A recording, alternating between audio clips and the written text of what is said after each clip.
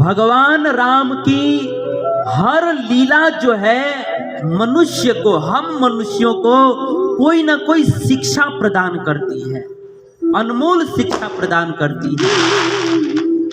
जैसे रामायण में प्रसंग है कि जब भगवान श्री रामचंद्र जी अयोध्या में माता कौशल्या के गर्भ से जन्म लिए, तो जन्म लेते ही भगवान राम ने सबसे पहला काम क्या किया?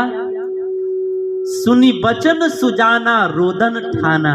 भगवान राम जन्म लेते ही सबसे पहले वो रोने लगे। जैसे संसार का साधारण बालक जब जन्म लेता है तो सबसे पहला क्या करता है? रोता है। उसी तरह से राम जी भी जन्म लिए तो सबसे पहले क्या किए? वो रोने लगे, जोर जोर से रोने लगे। तो भगवान जो है इस रोने की लीला से हम मनुष्यों को कुछ बताना चाहते हैं। क्या बताना चाहते हैं? हमारे आचार्य लोग कहते हैं कि भगवान राम जो है अपने इस रोने की लीला से हम मनुष्यों को यह बताना चाहते हैं कि देखो हे संसार के लोगों, मैं जो है ना केवल आनंद में ही नहीं रहता हूं। शास्त्रों में, वेदों में, पुराणों में बार बार मेरे विषय में कहा गया है आनंदोमय अभ्यासात। जैसे सूरज से निरंतर किरणें निकलती रहती हैं, प्रकाश निकलते रहता है, वैसे ही भगवान के भीतर से नित्य 24 घंटा आनंद निकलते रहता है। 24 घंटा आनंद निकलते रहता है। भगवान राम जो है ना, भगवान राम है चाहे कृष्ण है, ये दोनों जो है आनंद के मूर्तिमान विग्रह हैं। अगर इनके भीतर से आनंद निकाल दिया जाए ना तो कुछ बचेगा ही नहीं, क्योंकि ये आनंद से ही बने हुए हैं। जैसे चीनी से बने हुए हाथी में से अगर हम चीनी को निकाल देंगे तो कुछ बचेगा? कुछ नहीं बचेगा। क्यों? क्योंकि वो हाथी चीनी से ही बना हुआ है। इसी तरह से अगर हम भगवान के भीतर से आनंद को निकाल देना तो कुछ बचेगा ही नहीं, क्योंकि भगवान आनंद से ही बने हुए हैं। भगवान 24 घंटा आनंद में रहते हैं। भगवान चाहे भी कि मैं दुखी हो जाऊं तो ये कभी हो नहीं सकता। शास्त्रों में लिखा है कि जैसे सरस्वती जी चाहे कि मैं पागल बन जाऊं, मैं मूर्ख बन जाऊं, तो ये कभी हो नहीं सकता। जैसे अगर लक्ष्मी जी चाहे कि मैं कंगाल बन जाऊं, भिखारी बन जाऊं, तो ये कभी हो नहीं सकता। जैसे सूरज चाहे कि मैं अंधकार का दर्शन कर लूं, वो कभी हो नहीं सकता।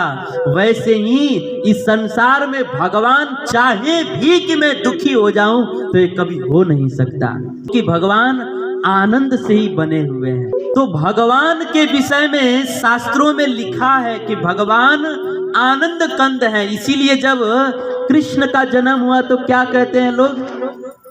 ये नहीं कहते हैं कि कृष्ण का जन्म हुआ, क्या कहते हैं? नंद घेरा नंद भयो जय कन्हैया लाल की। नंद घेरा नंद भयो जय कन्हैया लाल की।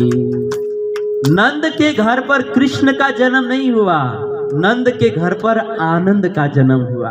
तो भगवान जो है हमेशा आनंद में रहते हैं, लेकिन ऐसे आनंद कंद भगवान राम जो है जन्म लेते ही रोने लगे। तो भगवान अपने इस रोने की लीला से जगत को क्या बताना चाहते हैं? तो हमारे आचार्य लोग कहते हैं कि देखिए भगवान जो है जन्मते ही रोने लगे। यह लीला करके भगवान यह बताना चाहते हैं कि देखो हे संसार के लोगों, आप लोग केवल यह मत सोचिए कि मैं केवल आनंद में ही रहता हूँ। नहीं, मैं आनंद में तो रहता हूँ, साथ ही साथ मैं रोता भी हूँ। देखो आज आंख फाड़ फाड़ के देख लो, आंख खोल करके देख लो, मैं केवल आनंद में ही नहीं रहता हूँ, मैं रोता भी हूँ। देखो आज मैं कितना रो रहा हूँ। तो भगवान इस लीला से बताना चाहते हैं कि हे संसार के लोगों, देखो आज मैं रो रहा हूं ना, मैं आंसू बहा ही रहा हूं ना, तो ऐसा कीजिए कि आप सब लोग जो है ना अपना आंसू भी मुझको ही दे दीजिए। जब मैं रोना शुरू ही कर दिया हूं तो आपके भी आंखों का आंसू, आपके भी हिस्से का आंसू मैं ही बहा लूंगा। इसलिए हे संसार के लोगों, आप लोग मत रोइए, आप अपना आंसू मुझे दे दीजिए, मैं आपके हिस्से का आंसू रोऊंगा। आप लोग खुश रहिए, आपका आंसू मैं ले लूंगा। ये बताने के लिए भगवान राम जो है जन्म लेते ही रोने लगे। देखिए भगवान राम की जो एक एक लीलाएं हैं, उन लीलाओं के पीछे बहुत सुंदर सुंदर रहस्य है। अगर हम सब लोग चाहते हैं ना कि हम न रोएं, तो अपने हिस्से का आंसू जो है आप भगवान को दे दीजिए। भगवान लेने के लिए तैयार हैं, लेकिन हम सब लोग जो है ना इतने शरीफ हैं कि हम कहते हैं नहीं नहीं प्रभु जी, हम अपने आंसू आपको नहीं देंगे, हम खुद ही रो लेंगे, अपने हिस्से का आंसू हम आपको नहीं देंगे। भगवान राम जो है जन्म लेते ही रोने लगे। और इतना ही नहीं, आगे चल करके रामायण में प्रसंग है कि आगे चल करके भगवान राम जनकपुर में जनक जी की पुष्प वाटिका में पहुंचे। अपने गुरु विश्वामित्र जी का पूजन करने के लिए फूल लाना था, तो फूल चयन करने के लिए जनक जी की पुष्प वाटिका में पहुंचे। और जैसे ही वहां गेट पर पहुंचे तो माली ने भगवान को रोक दिया। राम जी ने पूछा कि अरे मैं जनक जी का मेहमान हूं और ये जनक जी की वाटिका है, तो मेहमान का तो कारपेट बिछा के स्वागत करना चाहिए, आप मुझे रोक क्यों रहे हैं? उस समय उस माली ने कहा कि हे प्रभु, आप हमारे वाटिका से फूल चयन करें, इससे बड़ा सद्भाग्य क्या होगा। लेकिन फिर भी मैं आपको फूल नहीं तोड़ने दूंगा, मैं आपको पुष्प वाटिका में प्रवेश नहीं करने दूंगा। क्यों? क्योंकि हे प्रभु, मैं क्या बताऊं, मुझे एक चीज सोच करके, एक बात सोच करके बड़ा डर लग रहा है। क्या डर? इस बात का है कि आपका मुख जो है ना बिल्कुल खिले हुए ताजा ताजा कमल के समान दिख रहा है। आपका जो मुख है ना वह बिल्कुल एकदम सुबह में ताजा ताजा जैसा कमल खिला होता है ना, वैसा आपका मुख दिख रहा है। और हे प्रभु, मुझे डर लग रहा है कि कहीं आप पुष्प वाटिका में प्रवेश करें तो कहीं कोई भंवरा जो है, कहीं कोई मधुमक्खी जो है आपके मुख को कमल समझ करके डंक न मार दे। इस बात को सोच करके मुझे बहुत दुख हो रहा है। इसलिए मैं जो है ना आपको पुष्प वाटिका में फूल नहीं तोड़ने दूंगा, आपको पुष्प वाटिका में प्रवेश नहीं करने दूंगा। और हे प्रभु, मुझे एक चीज का और डर लग रहा है। क्या? कि हे प्रभु, मैं क्या बताऊं, आप मेरे पुष्प वाटिका में फूल चयन करें तो बहुत बड़ा सौभाग्य की बात होगी, लेकिन मुझे डर इस बात का है कि आपका हाथ इतने कोमल हैं, आपके हाथ इतने कोमल हैं कि मुझे डर लग रहा है कि आप कहीं फूल तोड़ने जाएं तो कहीं फूल की पंखुड़ियां आपके हाथों में चुभ न जाएं।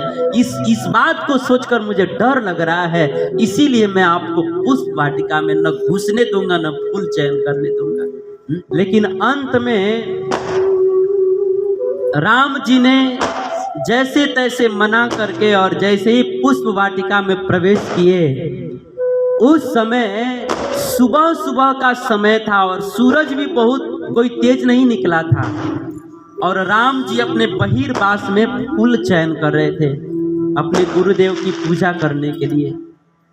तो फूल चयन कर रहे थे तो भगवान राम के माथे से टप टप पसीना चूने लगा। फूल तोड़ने पर पसीना चू रहा था। जब माँ सीता जी ने देखा तो माँ सीता जी ने विचार किया कि जब इन महाशय जी को फूल तोड़ने में पसीना आ रहा है तो ये शिव जी का धनुष कैसे तोड़ेंगे? शिव जी का ऐसा धनुष कैसे तोड़ेंगे? तो प्रसंग बड़ा है। मेरा कहने का भाव ये है कि राम जी जो है फूल चयन कर रहे थे तो उनके माथे से पसीना आ गई और भगवान थक गए। तो भगवान इस थकने की लीला से हम सबको क्या बताना चाहते हैं? तो हमारे आचार्य लोग कहते हैं कि देखिए, भगवान अपने इस थकने की लीला से हम सभी मनुष्यों को यह बताना चाहते हैं कि हे संसार के लोगों, आप लोग केवल यह मत सोचिए कि मैं जो है केवल शेषनाग जी के ऊपर सो करके आराम ही करता हूँ, या मैं केवल खाली बस मंदिरों में खड़ा रह करके दिन रात भक्तों से पूजा सेवा ही ग्रहण करता हूँ। नहीं, मैं जो है परिश्रम भी करता हूँ। और देखो, मैं इतना परिश्रम करता हूँ, इतना मेहनत करता हूँ कि मेरे माथे से पसीना चू रहा है, मैं थक गया हूँ। तो हे संसार के लोगों, मैं जो है ना परिश्रम भी करता हूं और थकता भी हूं। इसलिए हे संसार के लोगों, अब जब मैंने जनकपुर में इस थकान को भी स्वीकार करना शुरू कर दिया, तो हे संसार के लोगों, आप लोग भी जो है ना अपना थकान भी मुझे दे दीजिए। मैं आप सब लोगों का भी थकान मैं अपने जीवन में स्वीकार कर लूंगा। आप सब लोगों के भी, जब मैंने जनकपुर में थकान को ग्रहण करना शुरू कर ही दिया है, तो आप लोगों का थकान भी मैं स्वीकार कर लूंगा, ग्रहण कर लूंगा। आप लोग ज्यादा परेशान मत होइए, अपने जीवन का सारा भार मेरे सिर पर दे दीजिए।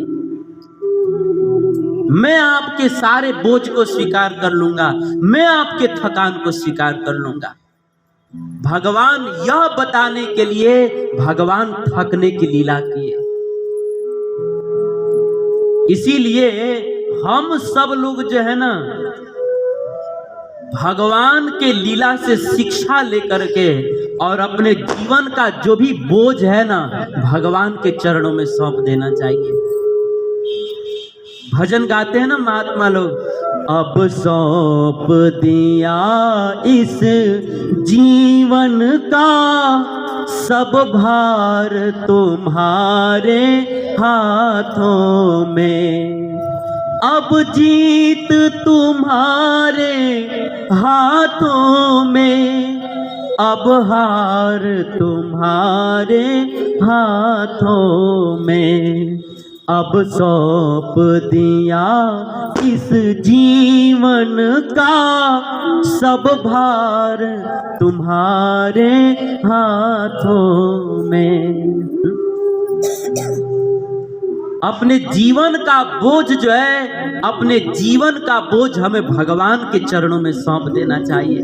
अपने जीवन का बागडोर भगवान के हाथ में सौंप देना चाहिए। लेकिन हम सब लोग जो है ना बहुत पीड़ा होती है दिल में। इतना इतना सुनने के बाद भी हम सब लोगों के कान में कोई जू नहीं रेंगते। हम सब लोग जो है अपने जीवन का बागडोर भगवान के हाथ में नहीं सौंपते हैं, क्योंकि हम लोगों को जो है ना अपने बुद्धि और बल पर भरोसा है, लेकिन हम सबको भगवान पर भरोसा नहीं है। देखिए, कलयुग के जो लोग हैं ना, कलयुग के लोगों में सबसे बड़ा दोष यही है कि कलयुग के लोगों को भगवान पर भरोसा नहीं होता। गोस्वामी जी ने रामायण में लिखा है, जो नर कर विश्वास, कलयुग समयुग नहीं, जो नर कर विश्वास। कलयुग के लोगों के दिल में जो है ना भगवान पर भरोसा नहीं है।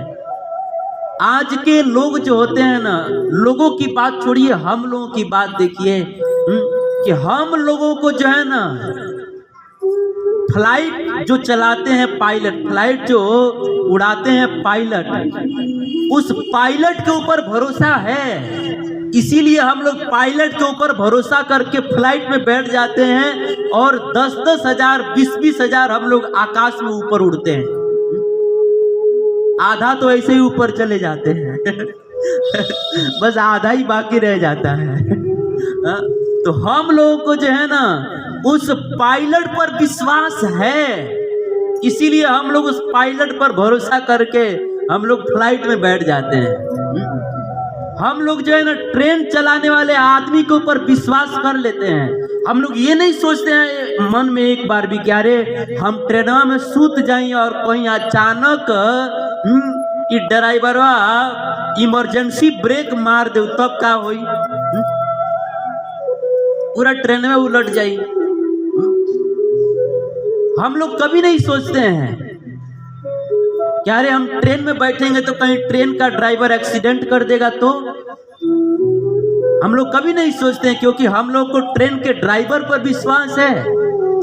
हम लोग को यहाँ से गोरखपुर जाना हो तो हम लोग गाड़ी में बैठेंगे ना तो बस के ड्राइवर पर विश्वास हो जाता है। उस समय हम तनिक भी नहीं विचार करते हैं कि अरे ड्राइवर शराब पिए ले कोई लेकर लड़ा दी तो। हम लोग तनिक भी विचार नहीं करते हैं। हम लोगों को फ्लाइट उड़ाने वाले पायलट पर आदमी पर विश्वास है।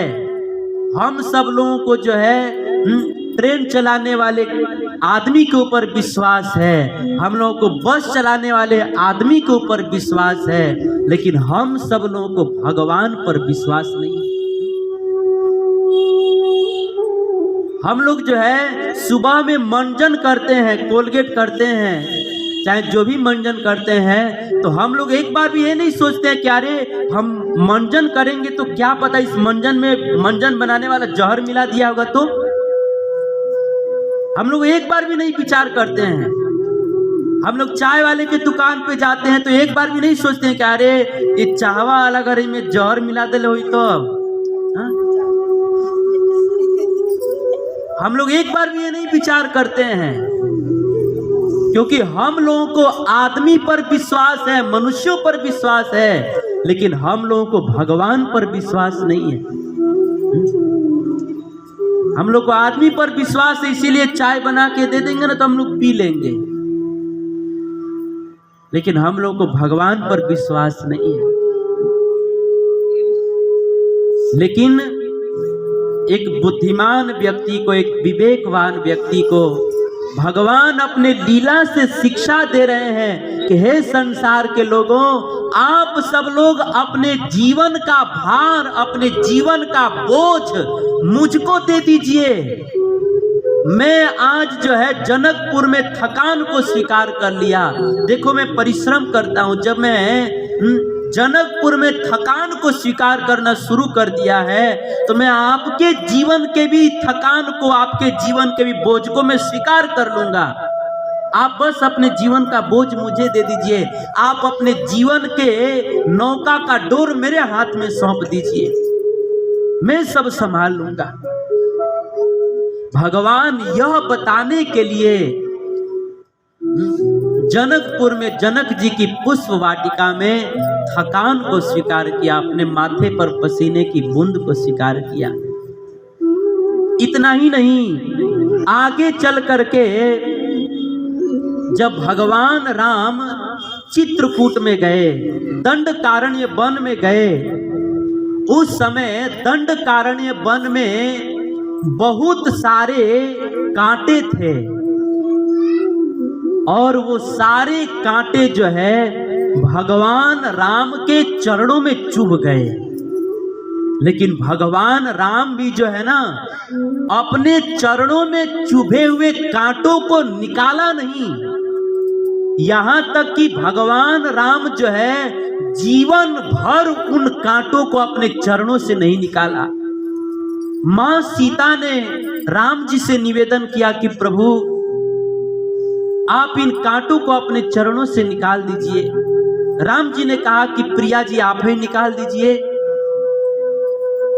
उस समय सीता जी कांटों को निकाल रही थी, परंतु वो कांटे निकल नहीं रहे थे। उस समय मां सीता ने कहा कि प्रभु आप कितने कृपालु हैं, आप कितने दयालु हैं कि संसार के जो विवेकवान मनुष्य हैं वे तो आपके चरणों का आश्रय ग्रहण करते ही हैं, लेकिन ये जो जड़ कांटे हैं वो जड़ कांटे भी आपके चरणों की महिमा जान करके आपके चरणों का आश्रय लिए हुए हैं और मेरे छुड़ाने पर भी नहीं छूट रहे हैं, मेरे निकालने पर भी नहीं निकल रहे हैं। राम जी ने पूरे जीवन भर उन कांटों को नहीं निकाला। हनुमान जी ने एक बार राम जी से कहा कि प्रभु आप कृपा करके इन कांटों को अपने चरणों से बाहर निकाल दीजिए। राम जी ने कहा कि हनुमान मेरा एक व्रत है, दुनिया के लोग एकादशी व्रत करते हैं, रामनवमी व्रत करते हैं, जन्माष्टमी व्रत करते हैं, न जाने कौन कौन सा व्रत करते हैं, मैं भी एक व्रत करता हूँ। कौन सा व्रत करता हूँ? राम जी ने कहा कि संसार में अगर कोई जीव चाहे वो कितना ही पापी क्यों ना हो, कितना ही दुराचारी क्यों ना हो, कितना ही अधम से अधम क्यों ना हो, अगर अधम से अधम जीव भी एक बार भी मेरी चरण का आश्रय ले लिया तो उस व्यक्ति का मैं जो है कभी भी त्याग नहीं करता हूं। ये मेरा व्रत है। सकृत देव प्रपन्नाय तवा स्मृति च याचते अभयम सर्वभूतेभ्यो ददाम्य एतद् व्रतम मम। मेरा व्रत है कि अगर कोई जीव कितना ही पापी हो, दुराचारी हो, अनाचारी हो, अधम हो, एक बार मेरी शरण में आकर के यह कहे कि हे राम आज तक मैंने जितना पाप किया वो गलती से कर लिया, लेकिन आज के बाद मैं अब दोबारा पाप नहीं करूंगा, अब से मैं आपके चरणों के आश्रय में रहूंगा। अगर कोई जीव ऐसा संकल्प करके एक बार भी ऐसा कह करके मेरे चरणों का आश्रय ले लेता है तो मैं उस जीव का कभी भी त्याग नहीं करता हूँ, उस जीव को मैं अभय प्रदान करता हूँ, उसको निर्भय कर देता हूँ। ये मेरा व्रत है। इसलिए हे हनुमान मैं इस कांटे को अपने चरणों से नहीं निकालूंगा। तो राम जी ने दंडकारण्य वन में बहुत सारे कांटे थे, उन सारे कांटों को अपने पांवों में स्वीकार कर लिया। अब भगवान इस लीला से हम मनुष्यों को क्या बतलाना चाहते हैं? भगवान इस लीला से हम मनुष्यों को यह बतलाना चाहते हैं कि हे संसार के लोगों, देखो मैं जो है ना केवल भक्तों के द्वारा अर्पित किए गए फूल को ही नहीं स्वीकार करता हूं, मैं जो है कांटों को भी स्वीकार करता हूं। आज जो है मैंने वन के कांटों को स्वीकार करना शुरू कर दिया, तो हे संसार के लोगों आप भी जो है ना अपने जीवन मार्ग के कांटों को भी मुझे दे दीजिए, मैं आपके जीवन के मार्ग के सारे कांटों को मैं ही स्वीकार कर लूंगा। आपके भी जीवन पथ के सारे कांटे मैं स्वीकार कर लूंगा। आप अपने जीवन पथ, आप केवल फूल मत दीजिए, आप अपने जीवन पथ के जो कांटे हैं ना वो कांटे भी मुझे दे दीजिए, मैं आप लोगों के कांटे भी स्वीकार कर लूंगा। यह बताने के लिए भगवान ने कांटों को अपने पांव में स्वीकार किया। देखिए भगवान राम की जो एक एक लीला है वो कितनी शिक्षाप्रद है। हम लोग जो है बस केवल घर पर रामायण पढ़ते हैं, लेकिन उन रामायण के एक एक प्रसंगों के पीछे कितना सुंदर सुंदर रहस्य है, कितनी सुंदर सुंदर शिक्षाएं छिपी हुई हैं। उन सबको हम सब लोग नहीं समझ पाते हैं, इसीलिए हम सबको कथा में आना चाहिए और सुनना चाहिए। तो इस तरह से भगवान राम ने अपने पांव में दंडकारण्य वन के कांटों को स्वीकार किया। और इतना ही नहीं, आगे चल करके भगवान राम लंका में पहुंचे और लंका में पहुंच करके जब राम और रावण का युद्ध हो रहा था और विभीषण जी राम जी को रावण का भेद बता रहे थे, तो उस समय रावण विभीषण जी को मारने के लिए बाण छोड़ा और उस बाण को भगवान ने देखा कि मेरे मित्र मेरे भक्त विभीषण के छाती की ओर जा रहा है। उस समय राम जी क्या किए कि राम जी विभीषण जी को हटा करके और रावण के द्वारा चलाए गए बाण को अपने छाती पर स्वीकार कर लिया, अपने हृदय पर स्वीकार कर लिया। मतलब वह बाण जो है विभीषण जी के छाती में लगती तो उनके छाती में पीड़ा होती, उनके हृदय में पीड़ा होती, लेकिन भगवान राम ने विभीषण के हृदय की पीड़ा को अपने हृदय में ले लिया। भगवान इस लीला से क्या बताना चाहते हैं? भगवान इस लीला से यह बताना चाहते हैं कि हे संसार के लोगों, मैं जो है विभीषण जी के हृदय की पीड़ा को अपने हृदय में स्वीकार कर लिया, ग्रहण कर लिया। तो हे संसार के लोगों, आपके भी हृदय का पीड़ा मैं अपने जीवन में स्वीकार कर लूंगा, ग्रहण कर लूंगा। इसलिए आप अपने हृदय का पीड़ा अपने हृदय में मत रखिए, आप अपने हृदय का पीड़ा जो है मुझे दे दीजिए। आज इस लंका में मैंने विभीषण का पीड़ा अपने हृदय में स्वीकार कर लिया, तो मैं आपके भी जीवन का, आपके भी हृदय का पीड़ा मैं स्वीकार कर लूंगा, ग्रहण कर लूंगा। आप अपने जीवन का, हृदय का पीड़ा मुझे दे दीजिए। यह बताने के लिए भगवान राम ने रावण के बाण को अपने छाती पर स्वीकार किया, हम सबको ये शिक्षा देने के लिए। तो इस तरह से बहुत राम जी की जो एक एक लीलाएं हैं बहुत शिक्षाप्रद हैं।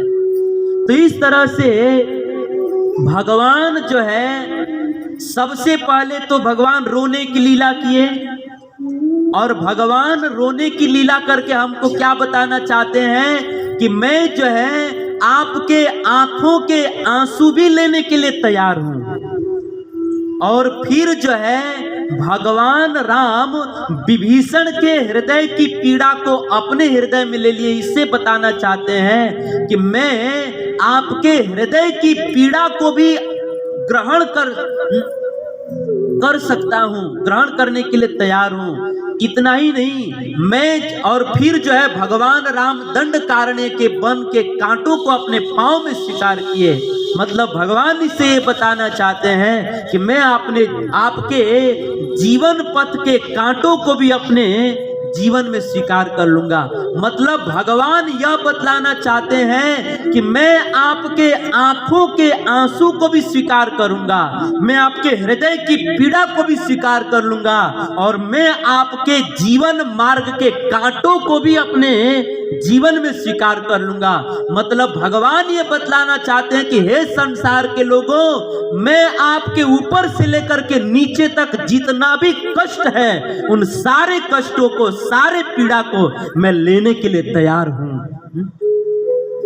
मैं सब कुछ ग्रहण कर लूंगा, बस आप मेरी शरण में आओ, मेरा बन जाओ, मेरी भक्ति करो, छल कपट मत करो, दंभ पाखंड मत करो, अच्छे से मेरी भक्ति करो, तो मैं आपका ऊपर से नीचे तक जितना भी कष्ट है उसको मैं स्वीकार कर लूंगा। आंखों के आंसू, हृदय का पीड़ा और जीवन पथ के कांटे सब कुछ स्वीकार कर लूंगा। मैं केवल फूल ही नहीं स्वीकार करता हूं, मैं सब कुछ स्वीकार करता हूं। बस आप जो है कितना मुझे अपने भक्ति करके मुझे आप अपने जीवन का कितना आंसू मुझे दे सकते हैं, कितना अपने हृदय की पीड़ा दे सकते हैं, कितना परसेंट में आप अपने जीवन पथ के कांटों को मुझे दे सकते हैं, यह आपके ऊपर निर्भर करता है। मैंने तो अपनी लीला से बता दिया कि मैं सब लेने के लिए तैयार हूं, अब देना न देना ये आपके हाथ में है।